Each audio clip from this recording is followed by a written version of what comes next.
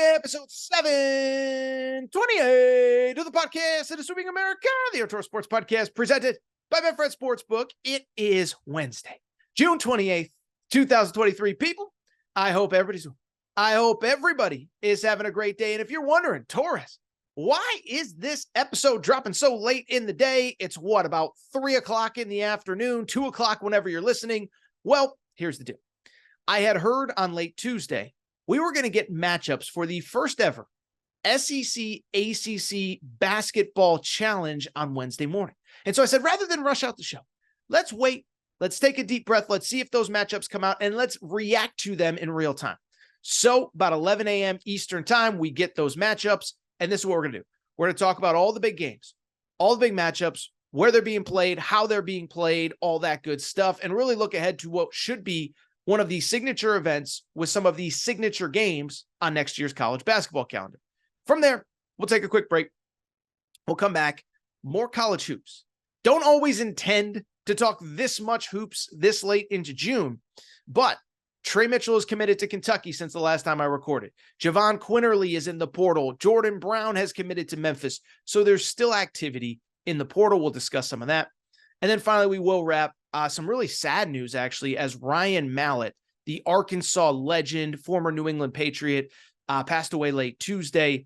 Just want to address it really quick because I think for a certain generation of SEC football fans, of college football fans, Ryan Mallett was a legend and a name that everybody knew and everybody followed. So we'll just touch on that really quick. A really tragic, sad story from the world of sports on Tuesday. But busy show, fun show, lot to get into. And let's not waste any more time. And let's get to the topic of the day. And so the topic of the day, as I just said, like to have new episodes in your feed every Monday, Wednesday, Friday. We'll probably go back, by the way, to 4 episodes a week once football season hits. But episodes in your feed every Monday, Wednesday, Friday when you wake up. But on Tuesday afternoon, I got some whispers. I got a little birdie in my ear that said, Torres, you may want to wait on that show on Wednesday because the first ever ACC-SEC Challenge games are going to be announced. And so I decided to wait, and around 11 a.m. they were. And so a lot of you probably sitting there saying, Torres, ACC-SEC Challenge, what? I've never even heard of that. What is that? Well, here's what you kind of need to know, okay? So bottom line is that obviously, 2024 we've talked about is a changing landscape in college sports. Texas, Oklahoma going to the SEC, UCLA, USC going to the Big Ten. But beyond that, that's when all the TV contracts start to change. SEC goes to ESPN. Big Ten goes exclusively to Fox, CBS, and NBC. And so there's a lot of moving parts in 2024. I bring it up because on the college basketball calendar, we've talked a lot about how football will be impacted with the TV moves. But on the college basketball calendar, one of the big seminal events in college basketball is the ACC Big Ten Challenge, played every late November after Thanksgiving. And then, oh, by the way, on top of that, we have that great SEC Big 12 Challenge in late January, early February. And so I bring it up because over the last year or so, ESPN, which puts on both events, kind of came to a realization. They're like, wait a second now. So we don't have the Big Ten after this year. So the ACC Big Ten Challenge obviously will no longer exist because we don't have the rights to broadcast those games. Beyond that, the Big 12, Texas and Oklahoma are leaving. We don't, teams are coming, teams are going, who's going to be in, who isn't. And so what ESPN has decided to do is that ESPN essentially said, you know what? ACC is going to be stable. SEC is going to be stable. We have both those conferences under contract for the next decade. Instead of doing the ACC Big Ten, let's do the ACC-SEC. So this coming year will be the first year of the ACC-SEC Challenge, no Big Ten involved. And on Wednesday, we got our first announcement of games in the ACC-SEC Challenge. So there were a lot of good games. I want to react to some of them, but here are some of the marquee games that you need to know. Tennessee, Rick Barnes at North Carolina. Miami, coming off its first Final Four appearance in school history. They are playing at Kentucky. And then the one I think everybody is looking forward to. How about this? The Duke Blue Devils, some people's, including mine, preseason #1 team, is headed to Fayetteville to play the Arkansas Razorbacks. The Big Pig Invasion, baby. That is right. Are you ready for what should be one of the marquee games on the calendar. So what I want to do is break down all these games, and let's start with that big one, because listen, what I would say, anytime Duke is in anything, it's a big event. And this is no disrespect to a Carolina fan, a Kentucky fan, a Tennessee fan, a Arkansas fan, or whatever. But Duke does bring a level of cachet that I think most other schools in college basketball don't, right? It's like when Alabama comes to town. Even if you're not a huge college football fan, you pay attention when Nick Saban walks in, and it's kind of the same with Duke. So the fact that Duke is even playing a road game that early in the year is huge. They rarely do outside of what was previously the ACC Big Ten Challenge, but they're going into one of the most hostile environments in college basketball. And remember, these two programs have actually a very interesting history between the two of them. Most recently, they played in the 2022 Elite Eight.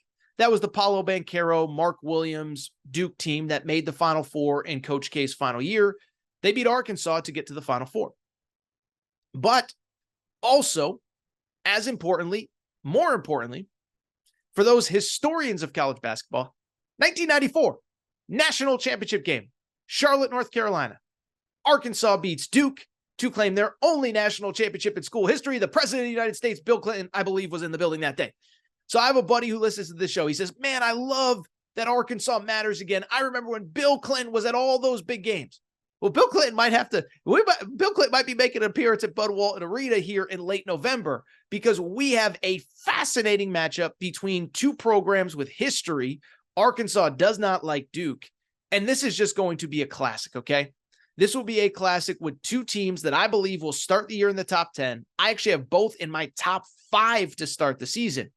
And I'll just say, like just a really fun early season matchup. Duke returns 4 starters off a team that, remember, they won 9 of their final 10 games. Remember, Miami may have made the Final Four. Duke won the ACC tournament championship. Now they're bringing back 4 marquee players. Kyle Filipowski, leading scorer and rebounder. I believe he would have been a late first round, early second round pick had he decided to go to the draft. He returns to college. Jeremy Roach, 4th year in the program, decides to return. Multi-year starter, played on that 2022 team that made the Final Four.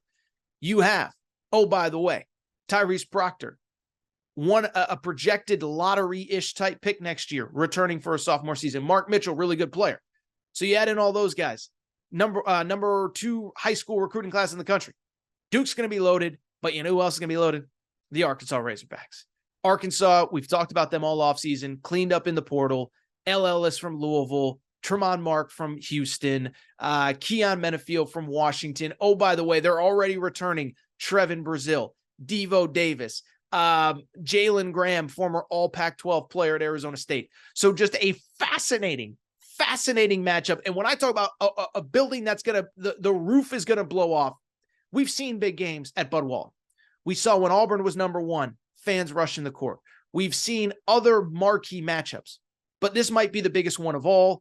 For the old school Arkansas fans, number 1 UNLV came to town in 1991. I believe that was the year that UNLV was undefeated. They say that was the biggest game in Fayetteville history. You can Google stories about that game. The legends were that they finished church services early so that people could go home and watch that game. It was on a Sunday, I believe either Super Bowl Sunday or the Sunday between the AFC, NFC championship games and the Super Bowl. That was the biggest game in Razorbacks history at home. Guess what? Duke coming to town might just stop it. Let's keep it going. And let's get to the second game that I think is really intriguing, which is Miami coming off a Final Four, traveling to RIP Arena. And let me just say this, and I had a bunch of comments, and some people agree and some people disagree, and some people are just arguing with me. The fact that Kentucky is not playing Duke or Carolina in this event the first year, I believe, is an abomination, okay? And so what everyone has told me is this, is Torres, well, you don't really understand what's going on. First of all, some people told me that Kentucky is playing North Carolina this year in the CBS Sports Classic. Unless I'm misreading the schedule, Kentucky's actually playing Ohio State. That's an event that's around December 16th. Then others are saying, well, Duke next year is playing Kentucky in the Champions Classic to open the season, and then North Carolina is scheduled to play Kentucky in that event that I just mentioned at the CBS Sports Classic. And so if Kentucky hosts North Carolina or Duke, then that means that then how can you do that? Because Kentucky already has Duke and Carolina on the schedule.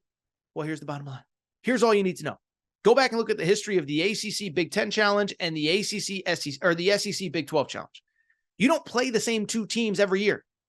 All that's rotated is you get one home game a year and then you get one road game a year. Well, North Carolina has to go on the road this year. Duke has to go on the road this year. Kentucky is hosting a game. So it doesn't really feel like that tough of a decision to me.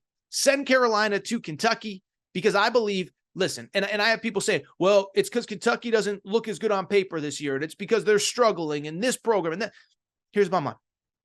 We can argue, but I'm just telling you, in early November, late November, when we're trying to make college basketball relevant, when we're trying to give people a reason to watch college basketball, I'm sorry, Carolina, Kentucky on a Tuesday or Wednesday night, it's going to move the needle a lot more than Miami and Kentucky. And that's no disrespect intended to Miami because Miami's really good. So let's get into it. And what I would just say, what I just said, Miami's a really good program. And so if Kentucky fans are disappointed that it's not Duke, that it's not Carolina, just understand that Miami team that's coming to town, they are in my preseason top 15 to start next year. Nigel Pack still at Miami after leading Miami, by the way, to a Final Four this year. Matt Cleveland transferred from Florida State, really good player. Some other nice returnees.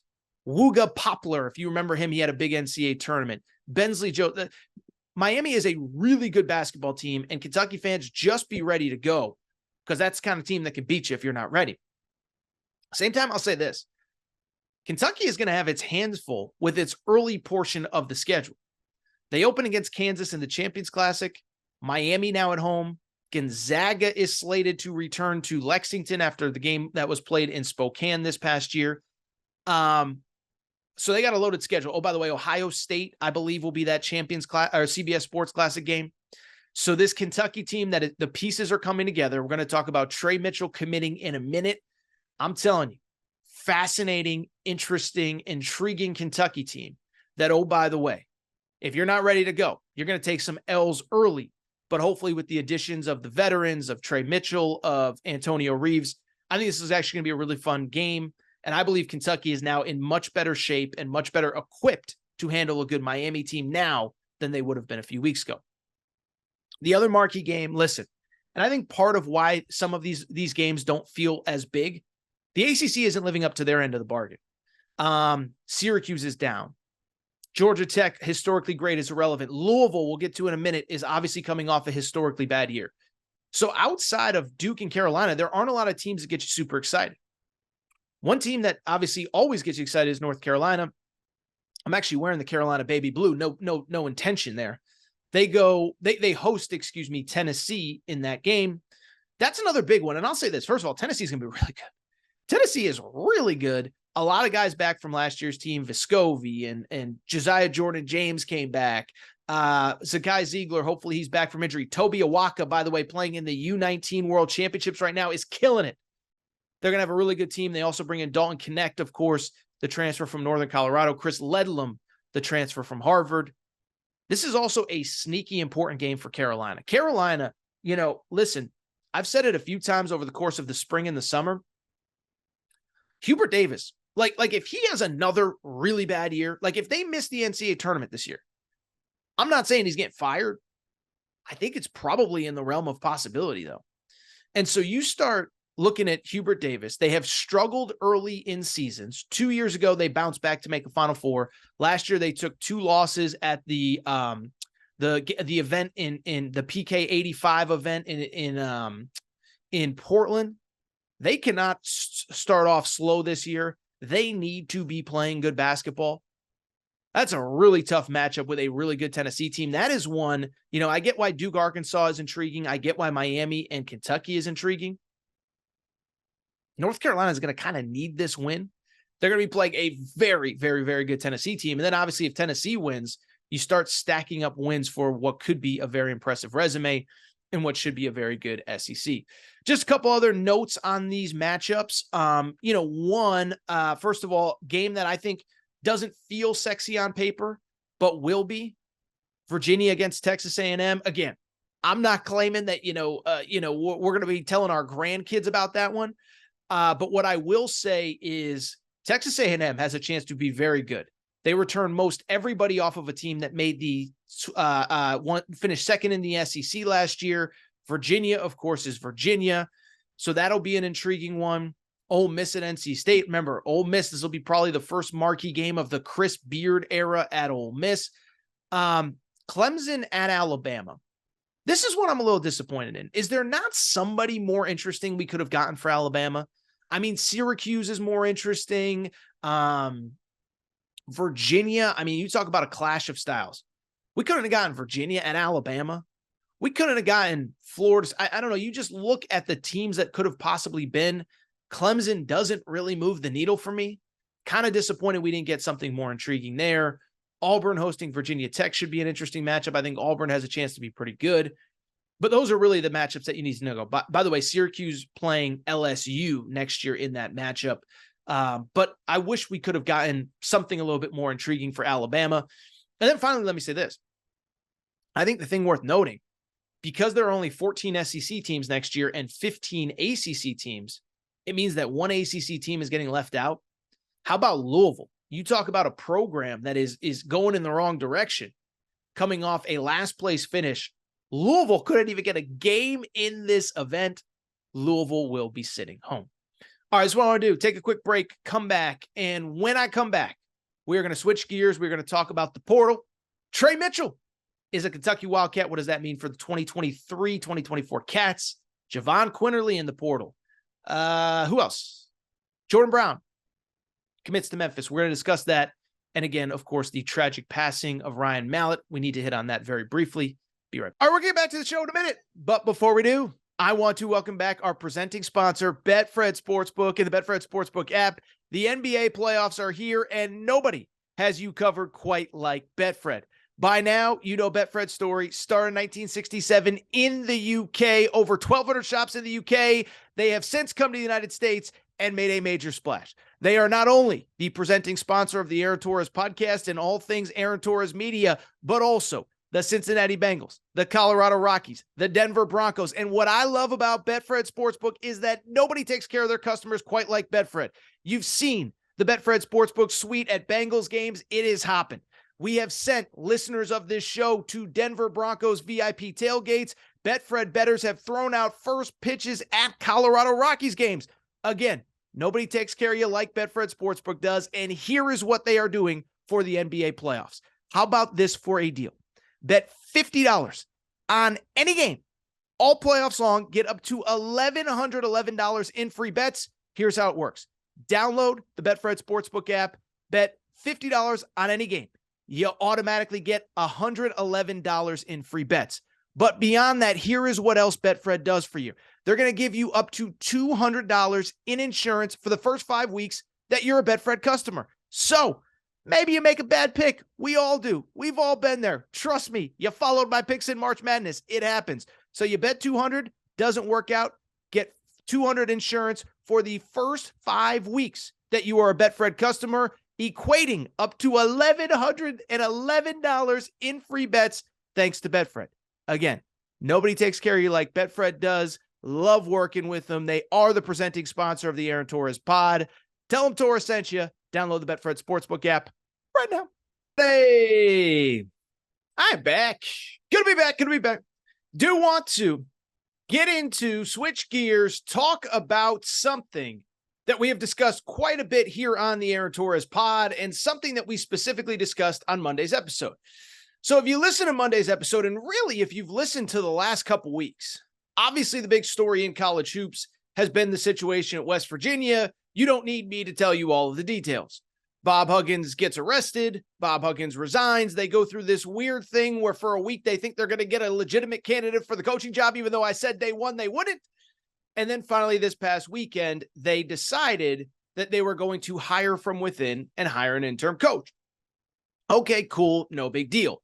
Why do I bring it up? It is because in that process of doing all of those things, doing the nationwide search, only to realize that they weren't going to be able to get a guy that they wanted, a couple of their players entered the transfer portal. Now, on the one hand, a guy like Kirk Risa announces he's coming back.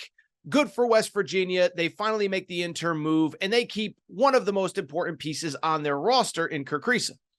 But I bring it up because, as I said on Monday's show, there were a few players that have still decided to stay in the portal. Joe Toussaint is taking a few visits. I think Alabama was the one to most recently reach out.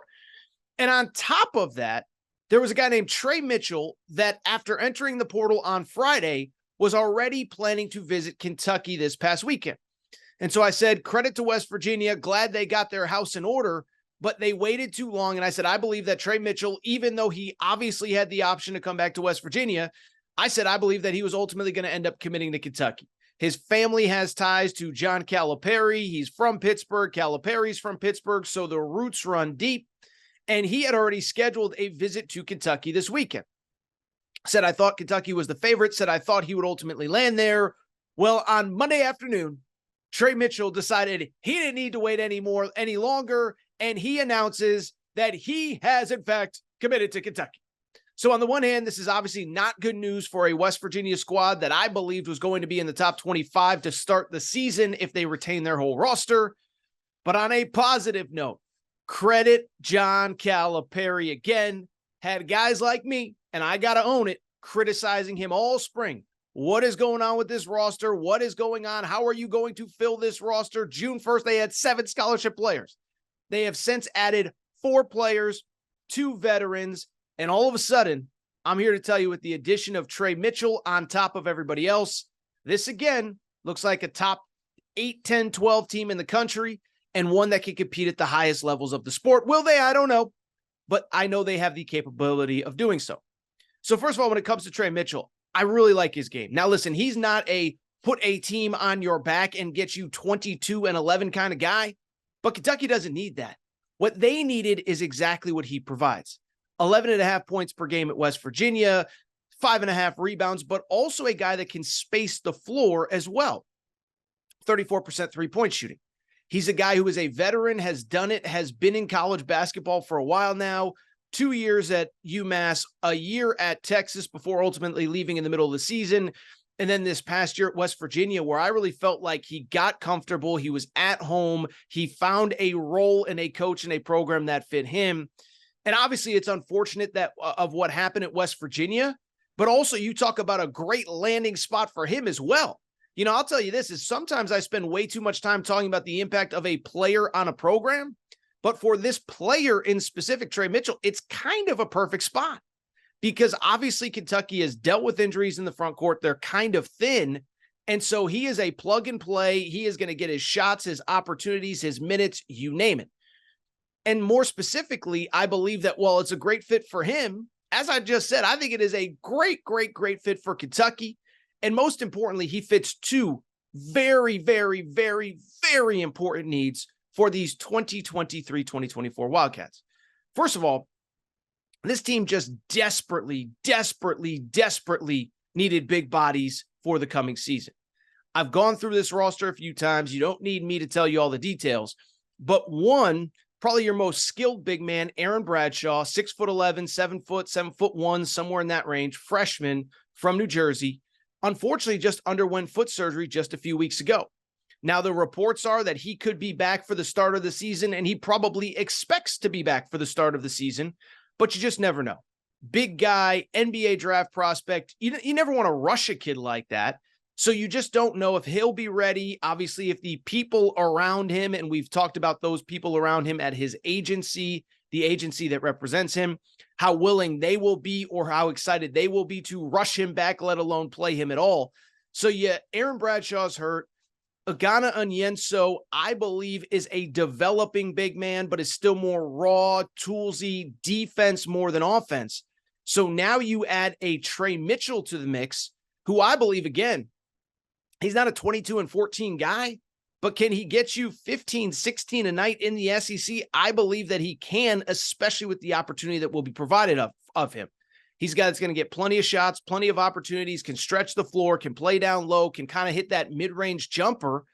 I really like who he is and how he fits and the need, again, for him on this roster. Beyond just the physical and skill needs, the other big thing, listen, we've talked about it all offseason. Kentucky needs some grown men in that locker room. And listen, I don't blame John Calipari for going back to the model that has gotten him success through the years, which is I'm going to bring in elite freshmen. It might not be pretty in November, but give me until February and March, and we're going to be peaking going into that tournament. It worked for him for pretty much from his first year at Kentucky, really even dating back to his Memphis days through the COVID situation of a few years ago. COVID was a disaster. 2022, he had a top 10 team all year. This year was kind of a mixed bag, and just a lot of stuff happened this year. But he decided to go back to that blueprint and that formula.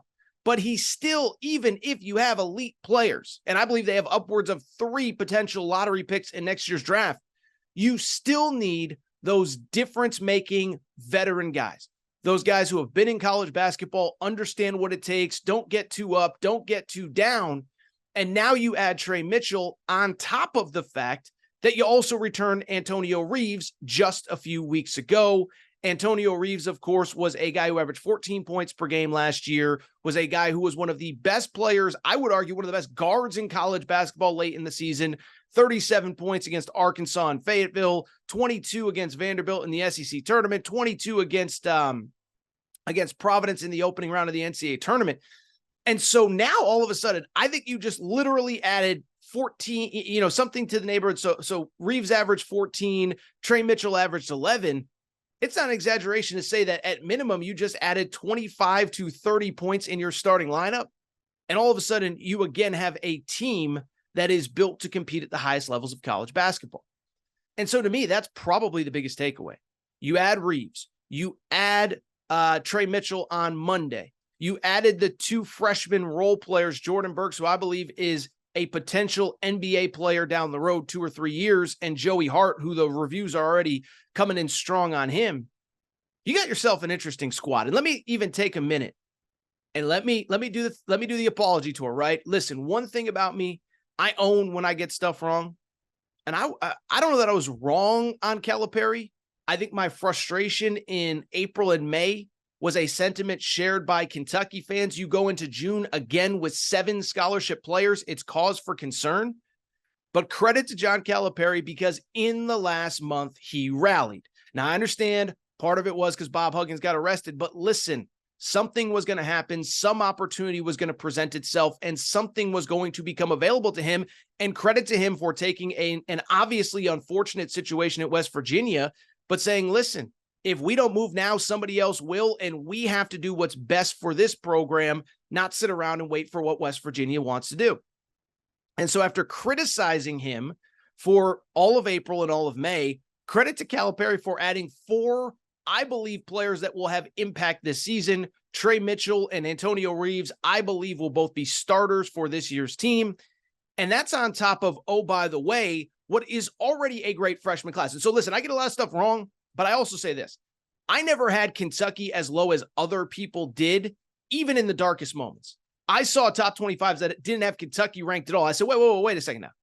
I get that, yes, you want veterans, but also let's call a spade here, and let's acknowledge that when Kentucky steps on the floor, especially in February and March, when the games matter the most, they might have 2 or 3 of the most talented players in that game.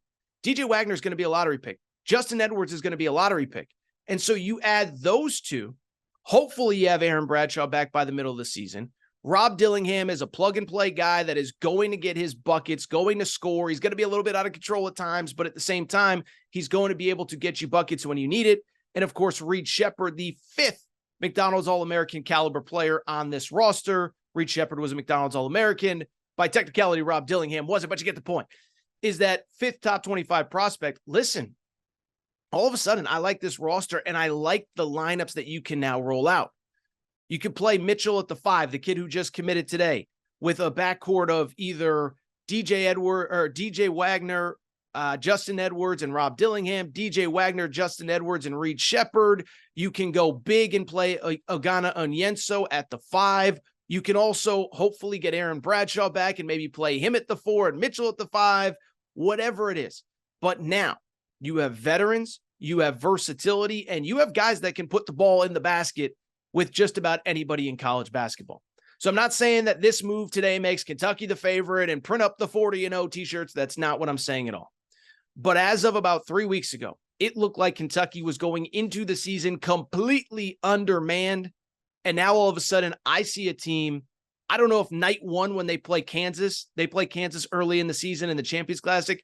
I don't know if night one it's going to be great, but give it till January, give it till February, certainly in March, I believe you'll see a team that's ready to compete with just about anybody. So Tre Mitchell, not the only piece of transfer portal news from the last couple days in college hoops, and it's wild, right?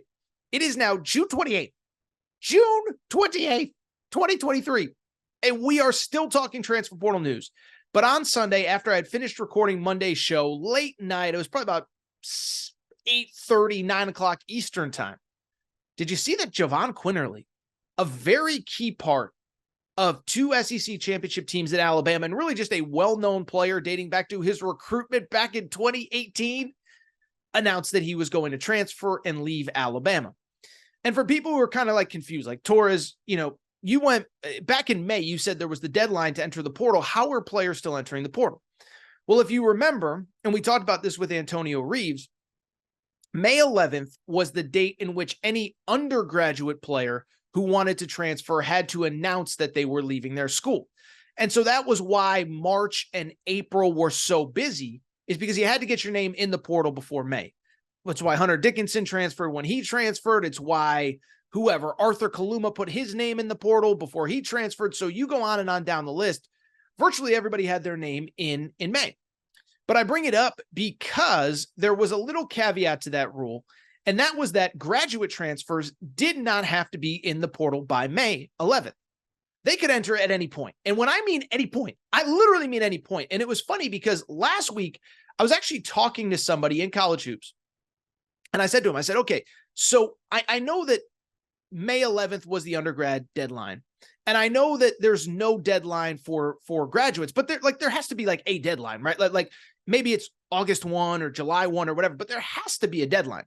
And this coach who's still recruiting the portal, he said, no. He's like, there's actually no deadline. My understanding is as long as the player commits to a school and enrolls before the fall semester starts, he is eligible to play in the fall if he is a graduate transfer.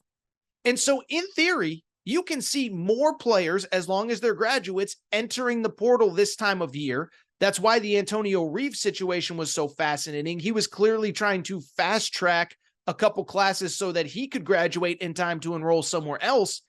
And I don't think Jahvon Quinerly is the last player to do this.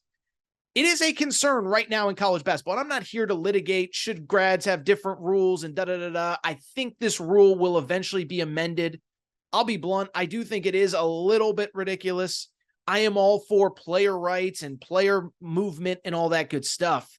But like at some point, it's July. Like at some point, if it's not before July 1, if it's not before June 1, whatever it is, just go back to the school you were at. And if you don't want to be there, go pro. If you're a graduate, you've already gotten your degree. You've already done what you're intended to do. So I bring it up because in theory, there are more players that could still enter. And I'll tell you, there is concern among some coaches that some of their players could be tampered with. And so I bring it back full circle because Jahvon Quinerly was the latest graduate transfer to actually enter the portal here over the last couple days. Alabama guard, really like a very good college basketball player. And I bring this up all the time because obviously, look, if Jahvon Quinerly was 6'4" and could do the things he did, he probably would have been in the NBA 3 years ago. But he's 5'10", 5'11", but he's a former McDonald's All-American. How about that? Was in the same McDonald's All-American class as Zion Williamson and RJ Barrett.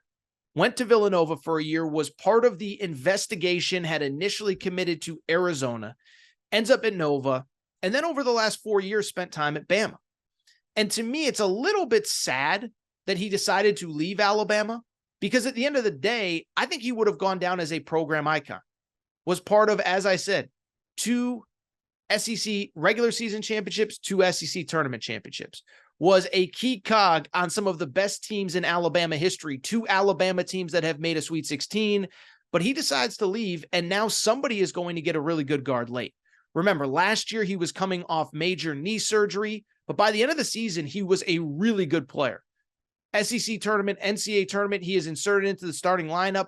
The final 9 games of his career at Alabama averaged 14 points and 4 assists per game. somebody's going to get a really good point guard. The early returns are that Memphis could be the favorite here. So keep an eye out for that, because if Memphis gets this guy, Memphis becomes a very intriguing team. That is who right now is favored to get Jahvon Quinerly. By the way, shouldn't say it's all bad news for Alabama. Grant Nelson is officially going to transfer per Jeff Goodman. There was the weird report that he had verbally committed, but he never really announced it about 2 weeks ago. Grant Nelson appears headed to Bama. So I just mentioned that Jahvon Quinerly could end up at Memphis, that they are perceived to be the favorite. Well, how about this? Penny Hardaway still doing work in the portal, because outside of Quinerly, on Tuesday night, they did get actually a very big commitment from a player that many people probably know the name, but maybe don't totally remember the backstory. And that's Jordan Brown, a transfer from Louisiana Lafayette. And if the name sounds familiar, but you can't really put, the pieces together in your head, here's what you need to know about Jordan Brown. This was a guy like Jahvon Quinerly. I think they are the last two players in college basketball from the 2018, McDonald's All-American game with RJ Barrett and Zion Williamson and Cam Reddish. He is also about to be 25 years old, like Jahvon Quinerly. Began his career, how about this? Playing for Eric Musselman at Nevada, then transfers to Arizona, plays 2 years. Sean Miller leaves. He ends up at Louisiana Lafayette. And this past year had an excellent season at Louisiana Lafayette, averaging 19 points, 8.5 rebounds per game. Well, he ends up at Memphis. And I'll tell you this, Memphis, especially if they can get Jahvon Quinerly, has a very interesting team. They have Caleb Mills, a transfer from Houston who was very good the last couple years at Florida State. Again, began his career at Houston, played at Florida State, was very good, ends up at Memphis. They added a couple other transfers, a D3 All-American named Jonathan Pierre, a kid from Middle Tennessee State. And they have some interesting freshmen coming in too. Keep in mind, by the way, Mikey Williams, we talked about him in the spring. Former 5-star arrested on felony gun charges a few months ago. Technically, nothing has really happened with that case, and I think Memphis publicly has not distanced itself from Mikey Williams, so in theory, he could be there as well. But Memphis, very intriguing team, and if they get Quinerly to go with Brown, that's about as good of an inside-outside combination as you could possibly have. Jahvon Quinerly we'll find out about, but Jordan Brown officially committed to Memphis on Tuesday night. Speaking of Tuesday night, there is one, frankly, just very, very, very sad story that I do just want to touch on really quick. And that is on Tuesday afternoon into Tuesday evening. We found out that former Arkansas legend, a legend at the quarterback position, who also played in the NFL, Ryan Mallett, tragically at 35 years old, passed away. Again, at just 35 years old, situation in Florida. It sounds like a drowning. Awful, awful, awful news. And obviously very big news. Wednesday morning, my wife comes to me and says, what is this story about this football player? I believe it was on Good Morning America or one of those great shows. So it shows you who Ryan Mallett was, the impact that he had, and how sad this whole situation is. From the Ryan Mallett memorandum perspective, if you will, there are other places that are going to give you better context, but I do think it is worth mentioning with Ryan Mallett because he was, in his generation, really one of the great quarterbacks in college football. Began his career at Michigan, ends up transferring, playing for Bobby Petrino at Arkansas. And those 2009, 2010 Arkansas teams were really, really, really good, including the 2010 team that Ryan Mallett led to 10 wins and a Sugar Bowl appearance where, ironically, they played Ohio State in what was the final game of Terrell Pryor's career. Remember, Ohio State had their whole situation, but Arkansas was the one that played them in the Sugar Bowl. And so for people who remember that era of SEC football, it was a really fun time to watch college football. Florida was rolling with Tim Tebow. Alabama was just getting going with Nick Saban. LSU, the year after Ryan Mallett leaves, plays for a national championship against Bama. But I would put those Arkansas teams in terms of excitement and fun to watch and all of the things that made them so interesting. I would put them up there with just about anybody And Ryan Mallett was the guy that he was the straw that stirred the drink. His final year, 32 touchdowns, 62 touchdowns in 2 seasons at Arkansas. And again, that team goes 10-3 in a year where Auburn wins the national championship with Cam Newton. Oh, by the way, it's Arkansas that is in second place in the SEC West. They actually, believe it or not, finished ahead of Alabama that season. And again, just a really fun team at a really fun time in Arkansas Razorbacks history. Those were the years they had that dynamic wide receiver core, Jarris Wright, Kobe Hamilton, Joe Adams. I believe Greg Childs was in the mix at that time. The Childs, please, if you remember, that was what all the announcers said. But Ryan Mallett was just dynamic. He was awesome. He was fun. And obviously an incredible time in the history of Arkansas Razorbacks football. Just so sad to see someone so young pass away. Obviously played a few years in the NFL with the New England Patriots. I saw Tom Brady put out a tribute. I saw, some other NFL people put out a tribute. And quickly, I do want to read what Bobby Petrino had to say, because listen, I know Bobby Petrino has had, a lot of ups and downs, certainly since the Arkansas days, but I thought he had a very poignant message he had a very poignant message about Ryan Mallett that he shared after Ryan Mallett's passing. He said, "I am heartbroken to hear of the passing of one of the greatest competitors I've had the privilege of coaching. Not only was Ryan a great leader and a great teammate off the field, he was a thoughtful and generous, great leader on the field. He was a thoughtful and generous person off the field as well. Personally, I know how much he loved being a Hog. I, along with thousands of others, will always remember 4th and 3 in Little Rock against LSU when he made the perfect pass to Joe to seal the win. My heart goes out to his family and to all of Hog Nation tonight. Gone but never forgotten. May you rest in peace, buddy. Love you." And I'll just say, listen, I know Bobby Petrino has been through a lot in the last decade since he was essentially fired at Arkansas, but it speaks to the relationship that he had with Ryan Mallett. And it speaks to that incredible era of Arkansas football where they had that thing rolling. The following year after Ryan Mallett leaves, Arkansas finishes 11-2 with Tyler Wilson as the quarterback. But Ryan Mallett, a memorable SEC football player, an Arkansas legend, passes away at 35 years old. All right, I think that's it for this episode of the Aaron Torres Sports Podcast. It is time for me to get out of here. We'll be back on Friday, new episode. But if you're not subscribed, first of all, please make sure to do so. Apple, Spotify, Amazon Music, Google Music, wherever you listen to podcasts, make sure that you're subscribed.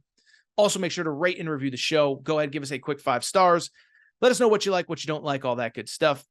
Make sure you're following on social media at Aaron_Torres on Twitter, Aaron Torres Pod on Instagram, Aaron Torres Podcast Questions at gmail.com. If you want to tune into the show, Aaron Torres Podcast Questions at gmail.com. That is all for today's show. I appreciate everybody's support. And again, as I said, I will be back on Friday. I think we'll have some more football on Friday. There's a couple interesting things going on in football that I want to address, but today was a heavy basketball show. Time for me to get out of here. Time for me to go. But again, thank you all for your support. Thank you again. Shout out to Torrent Craig. Shout out to Rachel, who hates my voice. Shout out to JJ Redick, you F-head. Unblock me, bro. I will be back on Friday. New episode, Aaron Torres Pod.